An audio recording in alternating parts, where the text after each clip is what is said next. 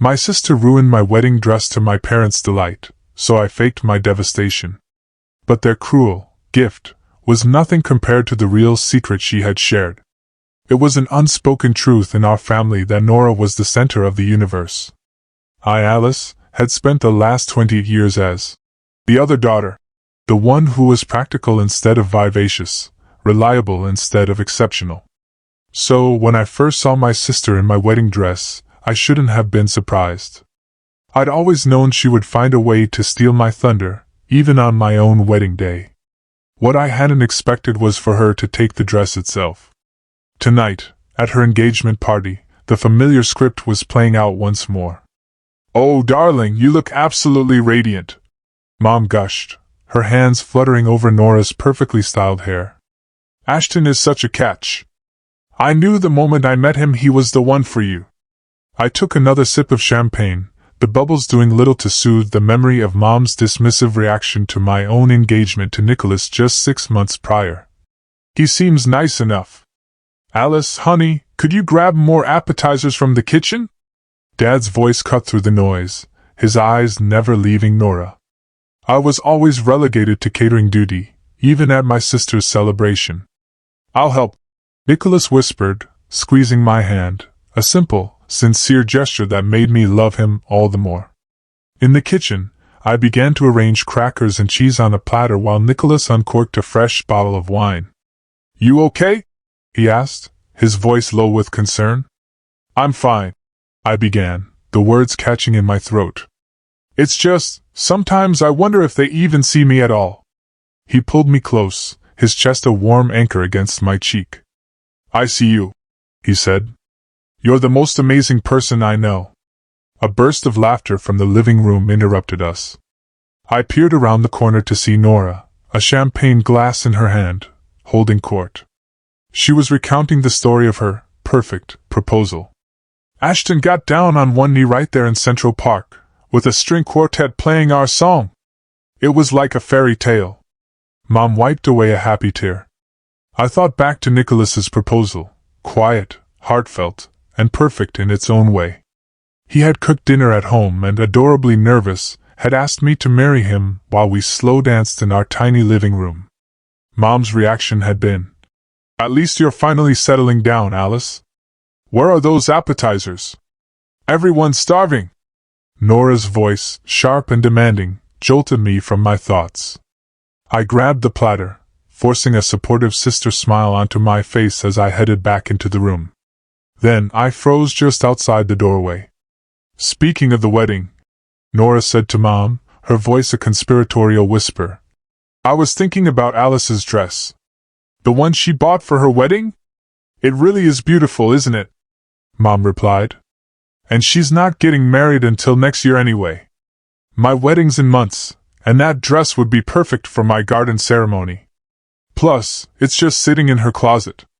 "Well, I'm sure she wouldn't mind," Mom said. "You are her sister, after all. And it would look stunning on you." My hands tightened on the platter.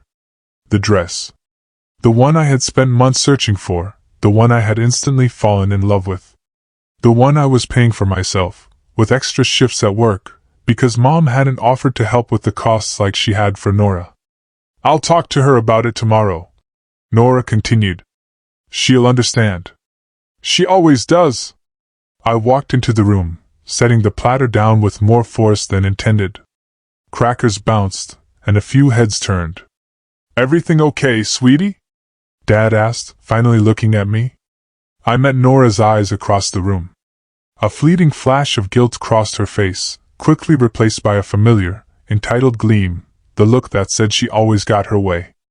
"Everything's fine," I said, my voice steady despite the anger simmering in my chest. "Just perfect." Across the room, my best friend, Samantha, caught my eye. She could read the tension in my shoulders and the tight set of my jaw. She raised an eyebrow in a silent question, and I gave a barely perceptible shake of my head. Not now. But something had shifted inside me. The years of being overshadowed and taken for granted crystallized into a single, clarifying moment of purpose. My sister wanted my wedding dress? Fine. But this time, things wouldn't unfold as she expected. I was done being the practical, understanding one who always stepped aside. This time, Nora's perfect day was going to be anything but. The next morning, the doorbell rang just as I was folding laundry. I knew instinctively who it was. Nora swept past me into my apartment, a designer handbag swinging from her arm. "I need to talk to you about something important," she announced, perching on my couch with perfect posture. "Listen, I've been thinking about your wedding dress." Before I could even offer her a cup of coffee, she was already getting to the point. "You know my wedding is first, right? And that dress would be absolutely perfect for my garden theme. You want my wedding dress?" I sat down, facing her fully. "Just to borrow," she said, leaning forward with a practiced innocence. "You're not using it for months anyway. Come on, Ellie, you know how much this means to me." Another knock at the door. "Mom, of course." Nora had brought backup. "Girls! I thought I'd find you both here." She swept in, a garment bag in her hand. "Alice, honey, I picked up your dress from the closet at home. I figured we could do a quick fitting with Nora right now." My throat tightened. They had already taken it. Without asking. I watched, frozen, as Mom unzipped the bag, revealing the ivory lace I had fallen in love with. "Mom," I managed, "you went into my room." "Don't be dramatic, sweetie, we're family," she said, holding the dress up to Nora. "Oh, it's perfect," Nora gasped, already shrugging off her jacket. "Even better than on you, Alice.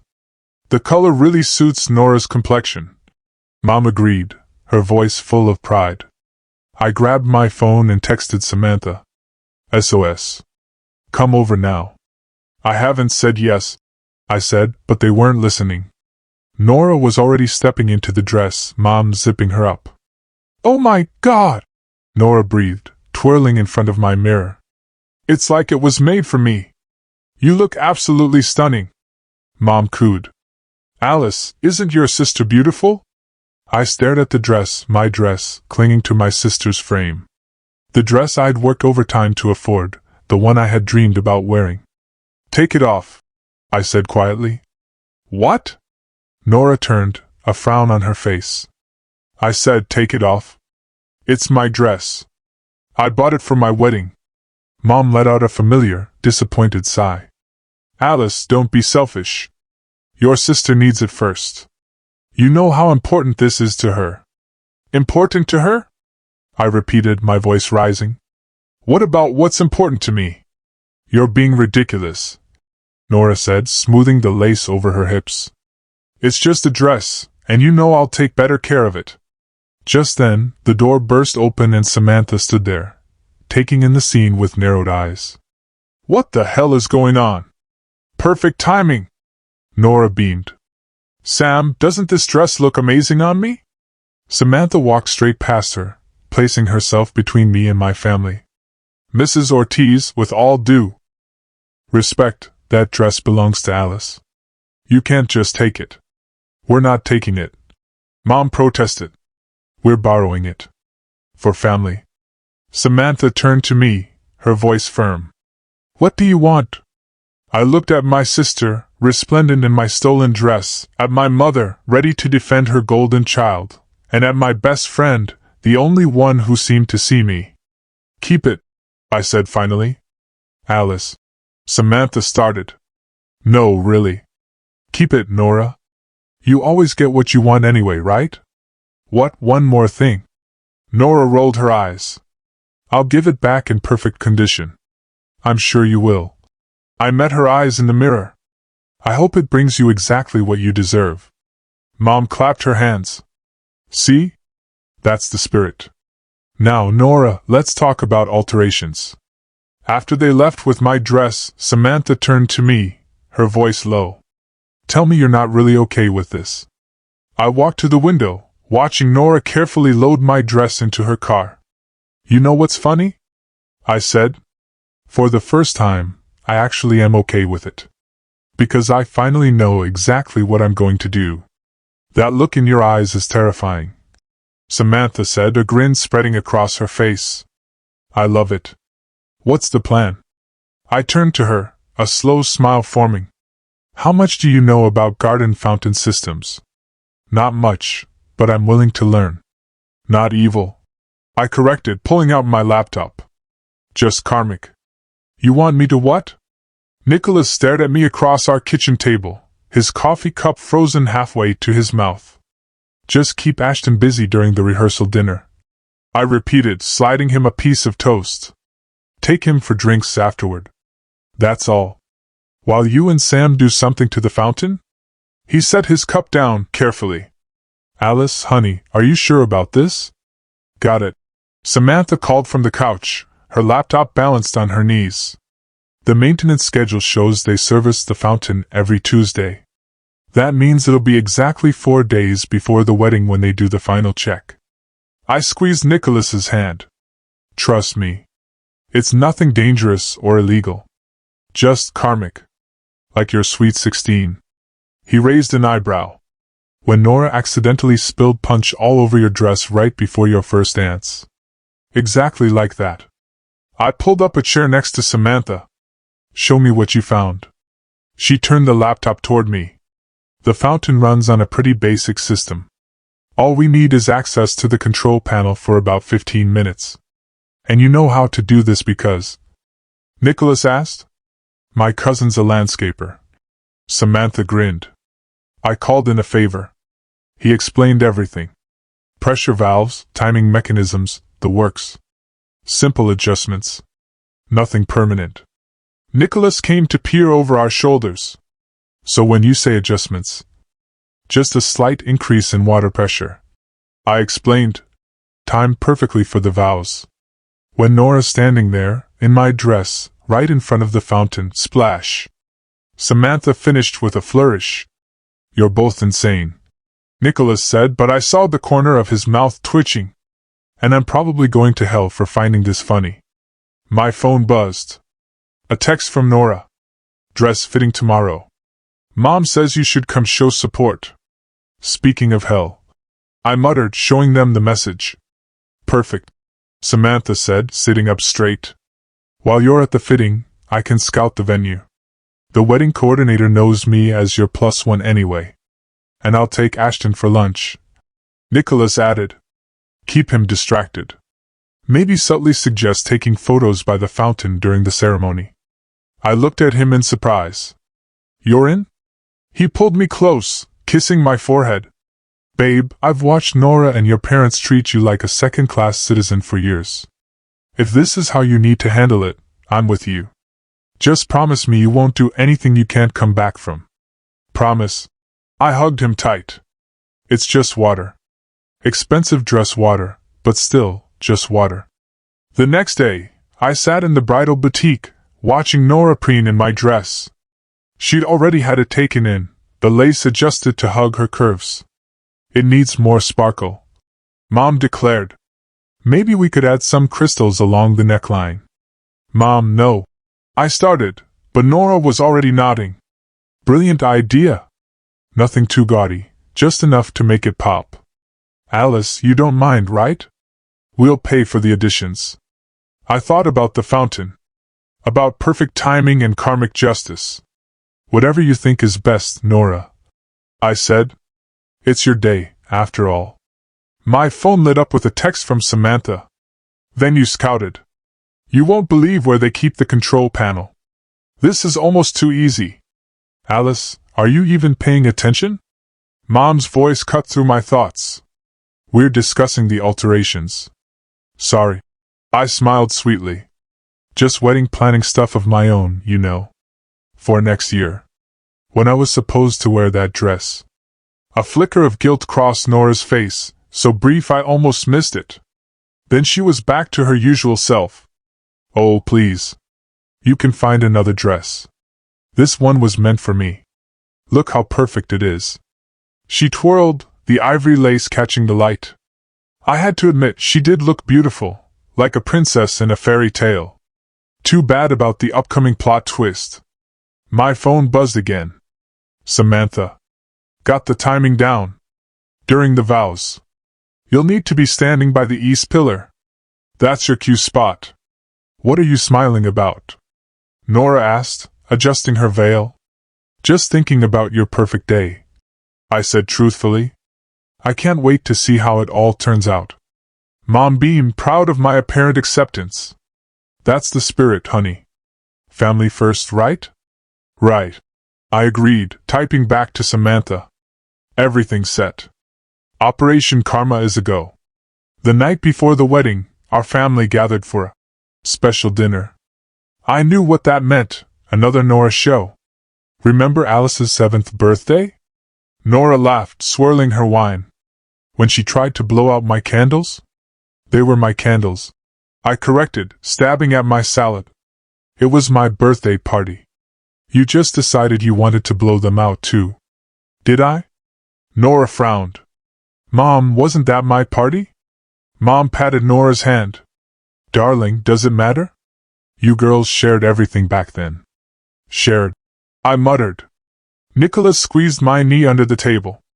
Speaking of sharing, Dad said, raising his glass, I want to make a toast to my beautiful daughter on the eve of her wedding.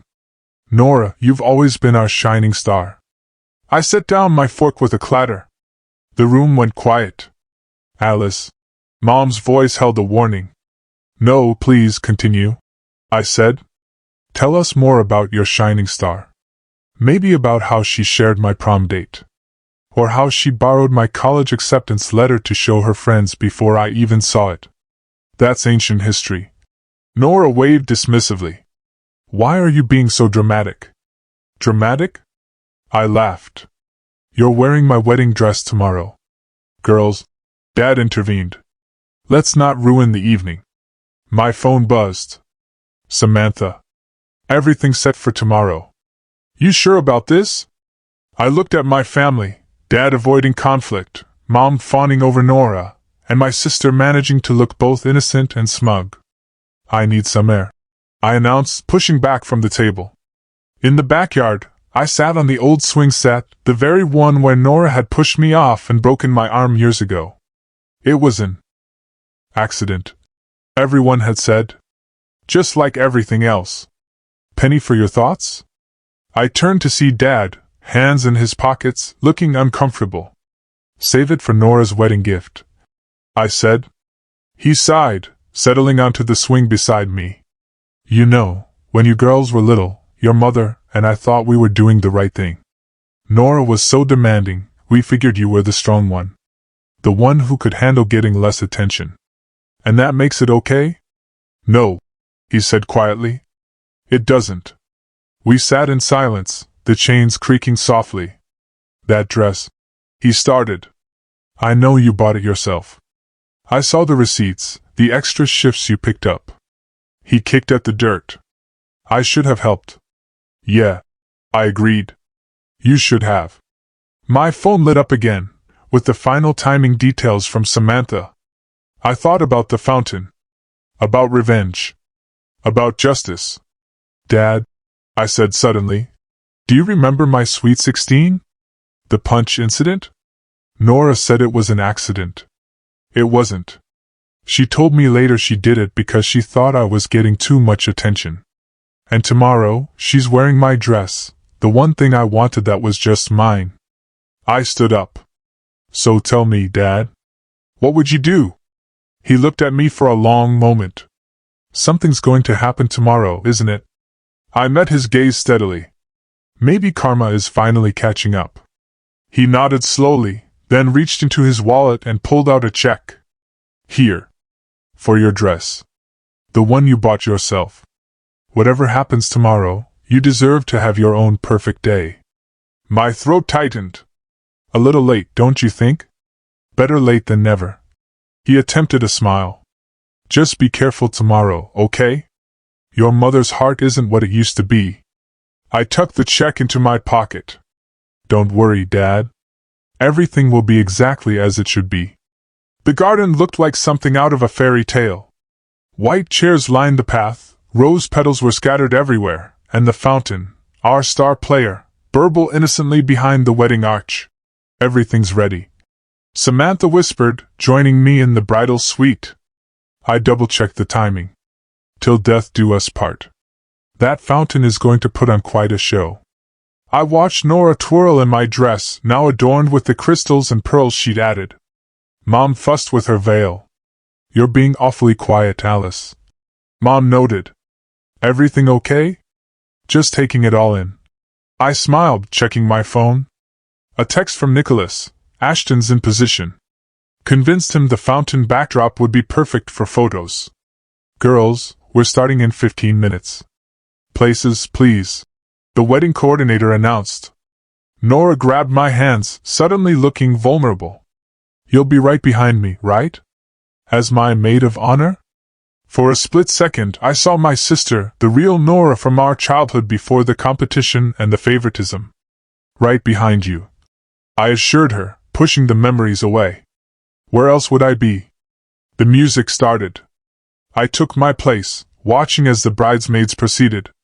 Samantha squeezed my arm as she passed, whispering, "East Pillar. Don't forget." Then came Nora, radiant in my dress, Mom and Dad on either side. The guests gasped appropriately. I followed, counting my steps, watching the fountain spray catch the sunlight. The ceremony began. I barely heard the priest's words, too focused on timing, on the dress, on Nora's frame. "The couple has written their own vows," the priest announced. Ashton went first, his words sweet and sincere. I almost felt bad about what was coming. Almost. Then Nora started speaking. "Ashton, from the moment we met I knew you were mine. Just like I've always known what I wanted and always gotten it." She caught Dad's eye from the front row. He gave me a slight nod, as if he knew. "And I promise to always be the center of your world." My phone vibrated. Samantha's signal. I shifted toward the east pillar. "And death do us part." The fountain spray pattern changed subtly, a few guests glancing back at the shift in sound. "I do," Nora finished, beaming. The priest opened his mouth for the final blessing. 3, 2, 1. A massive surge of water shot upward, catching the sunlight like a shower of diamonds. For one crystalline moment, it was breathtakingly beautiful. Then, gravity took over. The water came down like a miniature monsoon, drenching Nora, Ashton, and the immediate wedding party. My dress, her dress, went from ivory to transparent in seconds. Her perfectly styled hair collapsed, the added crystals catching the water like tiny, pathetic prisms. "My dress!" she shrieked. "The fountain! Someone do something!" Chaos erupted. The wedding coordinator frantically radioed for maintenance. Through it all, I stood dry and safe by my pillar, watching karma unfold. Who could have done this?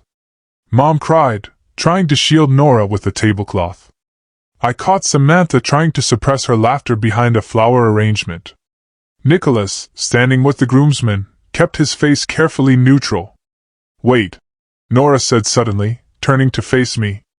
Her mascara ran in black rivers down her cheeks. You're the only one who's dry." The fountain spluttered to a stop, but the damage was done. My dress clung to her like a wet tissue. "What are you talking about?" I asked innocently. "It's just a malfunction," she hissed, low enough for only me to hear. Like my punch spill was just an accident. We stared at each other, years of rivalry crystallizing in that moment. She knew. I knew she knew. And she knew I knew she knew. "Well," I said quietly, "I guess some things are just meant to be shared, right?" "You little, Nora, honey," Mom interrupted, rushing over with more towels. "Let's get you inside. We can still salvage this." As they hustled her away, I heard her say, "I want Alice out of here now." I caught Dad's eye again. He shook his head slightly, but I saw the ghost of a smile. The indoor ceremony went ahead as planned, though not quite the fairy tale Nora had envisioned. My dress, while mostly dry, had lost its pristine look. Still, she walked down the makeshift aisle, chin held high, deliberately not looking in my direction. I stood at the back, no longer part of the wedding party. Nicholas had his arm around my waist, keeping me steady. "You okay?" he whispered. Before I could answer, Mom appeared beside us. "Alice, we need to talk." She grabbed my arm, pulling me into an empty hallway. "How could you?" She hissed. Your own sister. That's rich coming from you. I leaned against the wall, suddenly tired. When was the last time you actually treated me like your daughter? Not just Nora's backup. Not just the reliable one, but your daughter. Don't turn this around on me. She snapped. You deliberately sabotaged her wedding. The wedding is still happening. I cut in. She's still getting married. The only thing I ruined was her perfect moment in my stolen dress. It wasn't borrowed. It was stolen. Just like everything else in our lives. Mom's face crumpled. I don't understand where this bitterness comes from. We gave you everything. You gave Nora everything. I corrected. I got whatever was left over. And you know the worst part? You don't even see it. I took a deep breath. When I got engaged, you barely acknowledged it. When I bought my dress with my own money, you helped Nora take it. When was the last time? You were proud of me, Mom? Just me, not in comparison to Nora? She opened her mouth, then closed it again. She couldn't think of a single instance. From the ceremony room, we heard applause. I hope you're happy, Mom said, straightening her jacket. Your sister will never forgive you for this. Maybe not, I agreed. But for the first time in my life, I forgive myself. For not being her. What's that supposed to mean? It means I'm done trying to be the perfect sister, the understanding daughter, the one who always gives in. I said. I'm done being invisible. They're about to do photos, Alice. Dad said, appearing at the end of the hallway. Maybe you should go. I'm choosing to leave your sister's wedding. I told Mom. No. I'm choosing myself. Maybe for the first time ever. I found Nicholas and Samantha by the entrance. Through the windows, I could see the rain had stopped, leaving everything fresh and clean. Ready? Nicholas asked. Wait. Dad's voice came from behind us. He held out an envelope. Your mother, she doesn't understand yet, but I do. Take this. Inside was a check enough for 2 dresses. Get whatever you want, he said gruffly. Whatever makes you happy. And Alice. I'm sorry. For everything. I hugged him, breathing in the familiar scent of his aftershave. I know. Will you be at Sunday dinner next week? He asked. I don't think that's a good idea. Not for a while, I said. He nodded sadly. We'll figure something out. Maybe, just you and me sometime? I'd like that. As we walked to the car, I heard Nora's voice carrying across the parking lot. Where is she? She can't just leave. Watch me. I muttered. So, dress shopping tomorrow? Samantha linked her arm through mine. Actually. I smiled. I'm thinking of wearing a suit to my wedding. Something completely different. Something that's totally me. Nicholas laughed. Now that I'd love to see. As we drove away, I watched my sister in the rearview mirror, standing by the now peaceful fountain, still trying to perfect an imperfect moment. You know what's funny? I said. I actually feel lighter. That's what happens when you stop carrying someone else's expectations. Samantha said wisely. My phone buzzed. A text from Dad, proud of you, kiddo. Always have been. Maybe some things had to fall apart before they could come together. Maybe sometimes the best revenge wasn't revenge at all, but finally standing up and demanding to be seen. The boutique's bell chimed as I pushed open the door, Samantha and Mom following behind. The awkward tension was thick enough to cut with a knife. I still think this is a mistake, Mom said, eyeing the suits on display. A bride should wear a dress. Good thing it's not your wedding then, I replied, turning to the consultant. Hi, I have an appointment to try on suits. Mom sighed dramatically but took a seat. It had taken 3 Miss Sunday dinners, 2 heart-to-hearts with Dad, and 1 very loud phone argument for her to agree to come. Progress was progress. The consultant brought out several options. I'd barely slipped into the first one, a classic white tuxedo with satin lapels, when the door chimed again. Sorry I'm late, Dad called out. He stopped short, staring at me. Wow, kiddo. You look like yourself. Finally. It's certainly different. Mom managed. Different is good, Samantha said firmly. Different means it's truly Alice's choice. I turned to the mirror, adjusting the jacket. No lace, no crystals, no borrowed expectations. Just me. Speaking of choices, Mom said carefully, Nora asked about you yesterday. The room went quiet. She and Ashton are back from their honeymoon. She mentioned maybe getting coffee. Mom, I warned. I'm not pushing. I've been thinking about what you said.